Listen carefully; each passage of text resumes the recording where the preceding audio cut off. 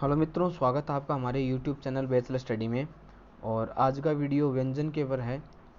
ये वर्ण विचार का तीसरा पार्ट है। कल वाले वीडियो में हमने स्वरों के बारे में चर्चा की थी और आज के वीडियो में हम वर्ण का प्रकार, जो दूसरा प्रकार है व्यंजन, उसके बारे में चर्चा करते हैं। तो चलिए वीडियो स्टार्ट करते हैं। मित्रों, बात करें व्यंजन की, तो व्यंजन वे वर्ण होते हैं जिनके उच्चारण के लिए हमें स्वरों की आवश्यकता होती है, यानी उनका उच्चारण स्वरों के बिना हम नहीं कर सकते। तो स्वरों की बात करें तो स्वरों का उच्चारण के लिए हमें किसी भी वर्णों की आवश्यकता नहीं होती, लेकिन व्यंजन का उच्चारण करने के लिए हमें स्वरों की आवश्यकता होती है। तो व्यंजन की परिभाषा देखें तो वे वर्ण जिनके उच्चारण में किसी अन्य वर्ण के सहयोग की आवश्यकता होती है, यानी स्वरों के सहयोग की आवश्यकता से बोले जाने वर्ण व्यंजन कहलाते हैं। ये तो बात हुई इसकी परिभाषा की। अब बात करें हमारी हिंदी वर्णमाला में, तो हमारी हिंदी वर्णमाला में व्यंजन की जो संख्या है वो 33 है। ठीक है, जिनमें वो इस प्रकार है, वो 33 कि क से मैं तक, यानी क वर्ग, च वर्ग, ट वर्ग, त वर्ग और प वर्ग, यानी क, च, ट, त, प, इन वर्गों के जो पांचों हैं, क वर्ग, च वर्ग, ट वर्ग, त वर्ग और प वर्ग, पांचों वर्गों के पांचों वर्ण यानी 25, ये 25 स्पर्श व्यंजन कहलाते हैं, क्योंकि इनका उच्चारण हमारी जीभ के द्वारा मुख के किसी भाग को स्पर्श करके किया जाता है, तो इन्हें स्पर्श व्यंजन कहते हैं। ठीक है, उसके बाद आते हैं य, र, ल, व, ये 4 वर्ण जिन्हें अंतस्थ व्यंजन कहते हैं। अंतस्थ व्यंजन यानी इन वर्णों के उच्चारण के लिए मुख से वायु बाहर नहीं निकलती, यानी हवा मुख से बाहर नहीं निकलती, मुख के अंदर ही रहती है, मुंह के अंदर ही रहती है, इस कारण इन्हें अंतस्थ व्यंजन कहते हैं। इसके बाद आते हैं ऊष्म व्यंजन या संघर्षी व्यंजन। मित्रों, ये वे व्यंजन होते हैं जिनके उच्चारण के लिए हमारी जीभ को संघर्ष करना पड़ता है, यानी इनको उच्चारण करने में हमारी जीभ को थोड़ा सा संघर्ष करना पड़ता है, थोड़ी सी कठिनाई महसूस होती है इन वर्णों के उच्चारण के लिए। जिनमें आते हैं एक तो श, स, है, और इन्हें ऊष्म व्यंजन भी कहते हैं, यानी इनके उच्चारण करने पर हमारे मुख से बाहर एक ऊष्मा का निकास होता है, इसलिए इन्हें ऊष्म व्यंजन भी कहते हैं। मित्रों, हमारी हिंदी वर्णमाला में जो कुल वर्णों की संख्या होती है वो 44 होती है। ठीक है, क्योंकि 33 हमारे व्यंजन हो गए और 11 हमारे स्वर हो गए, तो टोटल 44। तो हिंदी वर्णमाला में हमारे कुल वर्णों की संख्या 44 मानी गई है। लेकिन हिंदी वर्णमाला में आप ये बात ज़रूर ध्यान रखा कि ये हिंदी वर्णमाला में इसकी जो वर्णों की संख्या मानी गई है वो 44 मानी गई है। लेकिन वैसे अगर कुल वर्णों की बात करें तो कुल वर्णों की संख्या 52 होती है। देखिए कैसे, कि कुल वर्ण कैसे, कि 44 हमारे हिंदी वर्णमाला के वर्ण हो गए, जिसमें 11 तो स्वर हैं, 33 व्यंजन हैं। ठीक है, और 2 उत्क्षिप्त व्यंजन, यानी ये 2 उत्क्षिप्त व्यंजन अढ़ और अढ़ है। ये 2 उत्क्षिप्त व्यंजन है, यानी इनका उच्चारण इस प्रकार होता है कि जैसे इनको फेंका जा रहा है, हमारी जीभ के द्वारा बोलने पर ऐसा महसूस होता है, जैसे इन वर्णों को बोलते हैं तब ऐसा लगता है जैसे जीभ इनको बाहर फेंक रही है, अढ़ अढ़, इसलिए इन्हें उत्क्षिप्त व्यंजन कहते हैं। तो इनमें भी कुल वर्णों में गिना जाता है। उत्क्षिप्त वर्णों के बाद कुल वर्णों में अयोगवह वर्ण को भी गिना जाता है, जिनमें 2 होते हैं, अंग और अह। और फिर आते हैं संयुक्त व्यंजन। संयुक्त व्यंजन यानी वे व्यंजन जिनका निर्माण 2 व्यंजनों के मिलने से हुआ है।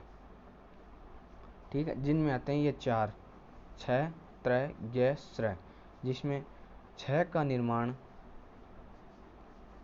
आधा क प्लस मूर्धन्य स से हुआ है, और त्रय का निर्माण आधा तय प्लस र से हुआ है, आधा तय और र के योग से। बात करें ज्ञ की, तो ज्ञ का निर्माण जय, आधा जय और य इनके योग से हुआ है। और बात करें श्रय की, तो इनका जो निर्माण वो तालव्य श प्लस र से हुआ है। मित्रों, अब आप एक बात ध्यान रखना, अगर बात आए संयुक्त व्यंजन की तो उसकी संख्या होती है 4, 6, त्रय, ज्ञ, श्रय, ठीक है। अगर बात आए संयुक्त वर्णों की तो उसकी संख्या होती है 5। देखिए, संयुक्त वर्णों में 6, त्रय, ज्ञ, श्रय, इन 4 तो ये संयुक्त व्यंजन है, प्लस एक द्य है इसमें। इस द्य को संयुक्त व्यंजन में नहीं गिना जाता, क्योंकि इसका जो निर्माण होता है वो आधा द प्लस य के योग से होता है, जिसमें ये जो य होता है इसे हम हिंदी में अर्ध स्वर के नाम से जानते हैं, यानी इसे अर्ध स्वर कहा जाता है। तो ये अर्ध स्वर होने के कारण इसे व्यंजन में नहीं गिना जाता, लेकिन कुल वर्णों की बात आए तो इसको वर्णों में गिना जाता है। तो इसीलिए अगर संयुक्त वर्णों की बात हो तब जो संयुक्त वर्णों की संख्या होगी 5, अगर संयुक्त व्यंजन की बात हो तो उसकी संख्या होगी 4। तो मित्रों, अब हम बात करते हैं व्यंजनों का वर्गीकरण। व्यंजनों का वर्गीकरण, देखिए व्यंजनों का वर्गीकरण 8 प्रकार से किया है, जिसमें पहला जो वर्गीकरण है जो हम पढ़ेंगे वो है स्पर्शी व्यंजन। स्पर्शी व्यंजन, मित्रों स्पर्शी व्यंजन वह व्यंजन होते हैं जो क वर्ग, क वर्ग, ट वर्ग, त वर्ग और प वर्ग के प्रारंभ के 4 वर्ण होते हैं इसमें। ये तो होते हैं स्पर्शी व्यंजन। मित्रों ध्यान रखना, कंफ्यूज मत हो जाना, एक होता है स्पर्श व्यंजन और एक होते हैं स्पर्शी व्यंजन। स्पर्श व्यंजन तो क से लेकर मैं तक 25 वर्ण होते हैं, ठीक है। और स्पर्शी व्यंजन क वर्ग, ट वर्ग, त वर्ग और प वर्ग के प्रारंभ के 4, यानी प्रारंभ के 4 और 1, 2, 3, 4 यानी 16। तो स्पर्शी व्यंजनों की संख्या होती है 16। इसमें आप ध्यान रखना, इसमें च वर्ग नहीं शामिल किया गया है, यानी च, छ, ज, झ इसको शामिल नहीं किया गया है। उसकी हम बात करेंगे आगे क्यों नहीं किया गया है। आगे चलते हैं, आगे है अपने संघर्षी व्यंजन।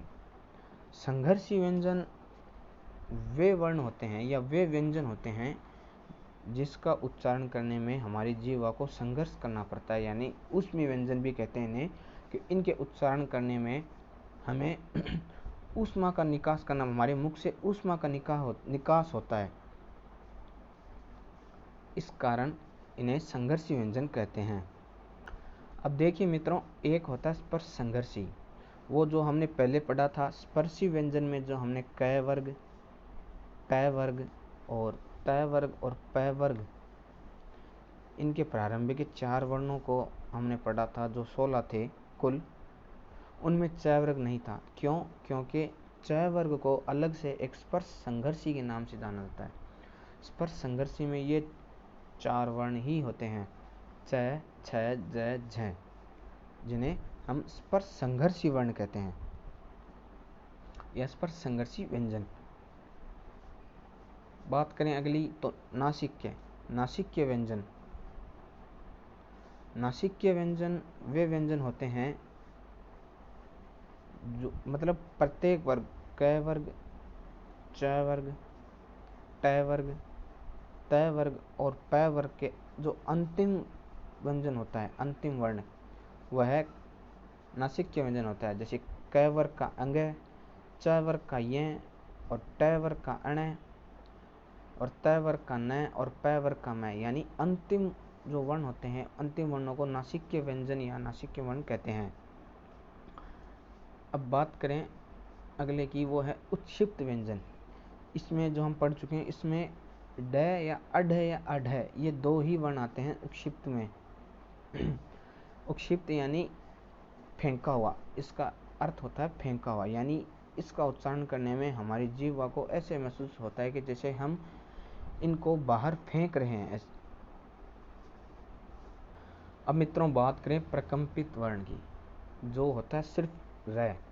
प्रकंपित वर्ण यानी वह वर्ण जिसके उच्चारण के लिए हमारी जीवा को कंपित यानी कंपन करना पड़ता है, यानी बार बार कंपन करना पड़ता है, यानी र वर्ण के उच्चारण के लिए हमारी जीवा को कंपन करना पड़ता है, इसलिए इसे हम प्रकंपित वर्ण भी कहते हैं। ठीक है, इन्हें एक लुंठित वर्ण के नाम से भी जाना जाता है, याद रखना, ये इसका एक दूसरा नाम है लुंठित वर्ण। लुंठित वर्ण, लुंठित का अर्थ होता है लुढ़कना, यानी जीभ, हमारी जीभ जो होती है र वर्ण के उच्चारण के लिए बार बार लुढ़कती है। जैसे हम र वर्ण का उच्चारण करते हैं तो हमें ऐसा महसूस होता है कि हमारी जीभ लुढ़क रही है या कंपन कर रही है। अगला व्यंजन है हमारा पार्श्विक, जिसके अंदर आता है लय।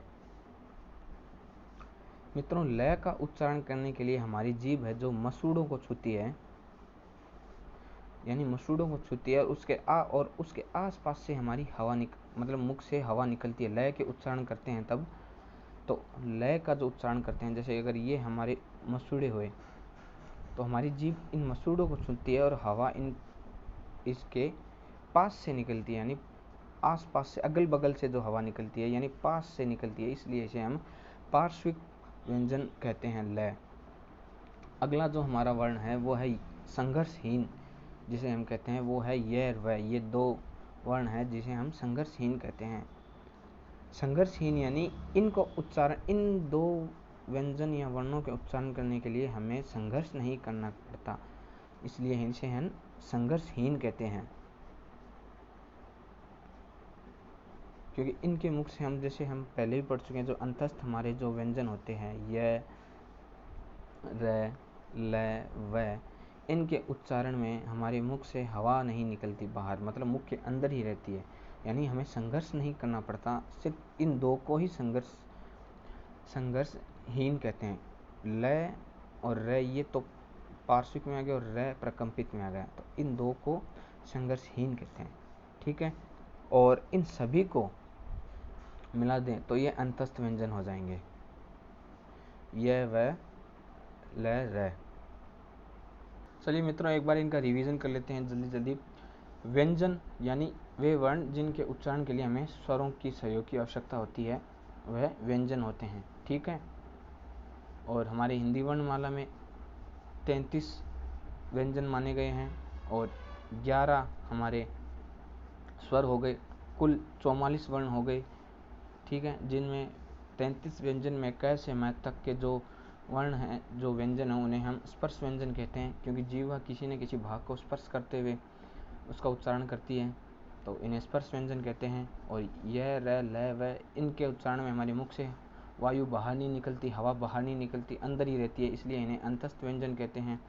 श, श, स है, इन चारों के उच्चारण के लिए हमें हमारी जीभ को एक संघर्ष करना पड़ता है, या हमारे मुख से ऊष्मा बाहर निकलती है, इसलिए इन्हें हम संघर्षी व्यंजन या ऊष्म व्यंजन कहते हैं। हमारी हिंदी वर्णमाला में वर्णों की संख्या 44 होती है, जिनमें कुल वर्णों की संख्या 52 होती है, जिनमें उन 52 में 11 हमारे स्वर आ गए, 33 हमारे व्यंजन आ गए, 2 उत्क्षिप्त या अढ़ व्यंजन जो हमारे वर्ण है ये आ गए, जिन्हें हम ताड़न जाति के वर्ड भी कहते हैं। ये याद रखना, इसका एक दूसरा नाम है ताड़न जाति के वर्ण या द्विगुण वर्ण। ठीक है, और 2 आ गए हमारे अयोगवाह, जिसमें अंग और अह, जिन्हें न तो स्वरों में गिना जाता है न व्यंजनों में, कुल हमारी हिंदी वर्णमाला के व्यंजन में गिना जाता है, सिर्फ इन्हें एक अलग कुल वर्णों में गिना जाता है। और बात करें संयुक्त व्यंजन की, तो संयुक्त व्यंजन में याद रखना, संयुक्त व्यंजन में इनकी संख्या होती है 4, जिसमें छ, त्र, ज्ञ, स्र। ठीक है, और छ का निर्माण आधा क और स जो मूर्धन्य स से होता है, और त्र का निर्माण आधा तय और र से होता है, ज्ञ का निर्माण आधा ज और य से होता है, और श्र का निर्माण जो हमारी तालव्य श है उससे और र से होता है। और ये तो बात हुई संयुक्त व्यंजन की। अगर हम बात करें संयुक्त वर्णों की, तो संयुक्त वर्णों में जो संख्या होती है वो होती है 5, जिसमें छ, त्र, ज्ञ, स्र 4, तो संयुक्त व्यंजन प्लस एक द्य जोड़ते हैं, क्योंकि द्य का निर्माण आधा द प्लस य से होता है, जिसमें हम य को अर्ध स्वर में गिनते हैं हिंदी में, इस कारण इसे हम संयुक्त व्यंजन में नहीं गिन के इन्हें संयुक्त वर्णों में गिना जाता है। बात करें व्यंजनों के वर्गीकरण की, तो जो पहला वर्गीकरण है वह स्पर्शी व्यंजन है, यानी क वर्ग, ट वर्ग, त वर्ग और प वर्ग के प्रारंभ के 4 वर्ण, तो कुल 16, जिनकी संख्या 16 है। ठीक है। और बात करें संघर्षी, यानी स है जिनके उच्चारण में हमारी जीभ को संघर्ष करना पड़े या हमारे मुख से बाहर ऊष्मा निकले, संघर्षी व्यंजन। और बात करें स्पर्श संघर्षी, यानी जिसमें च वर्ग के शुरू के 4 वर्ण स्पर्श संघर्षी कहलाते हैं, जिसमें च, छ, ज, झ ये 4 वर्ण आते हैं। नासिक्य की बात करें तो क वर्ग, च वर्ग, ट वर्ग, त वर्ग और प वर्ग, इनका अंतिम वर्ण यानी पंचम वर्ण नासिक्य व्यंजन कहलाता है। न, य, ण, न, म ये 4 नासिक्य व्यंजन कहलाते हैं। उत्क्षिप्त बात आएगी अढ़, अढ़ और प्रकंपित, यानी जिस वर्ण का उच्चारण करने के लिए हमारी जीभ को कंपन करना पड़े या लुढ़कना पड़े, प्रकंपित वर्ण। और पार्श्विक, यानी जिस वर्ण के उच्चारण के लिए हमारी जीभ को मसूड़ों को छुए और अगल बगल यानी आसपास से हवा निकले, वो पार्श्विक वर्ण। लय और संघर्षहीन, यानी जिनका उच्चारण करने के लिए हमारी जीभ को संघर्ष नहीं करना पड़े, वो संघर्षहीन, यह वह। और इन चारों को मिला दे तो वो अंतस्थ। तो मित्रों, आज के वीडियो में इतना ही, और बाकी देखेंगे नेक्स्ट वीडियो में। तब तक के लिए जय हिंद, जय भारत। और वीडियो अगर आपको पसंद आए तो लाइक ज़रूर करना, चैनल को सब्सक्राइब करना और शेयर ज़रूर करना। बाय बाय, जय हिंद।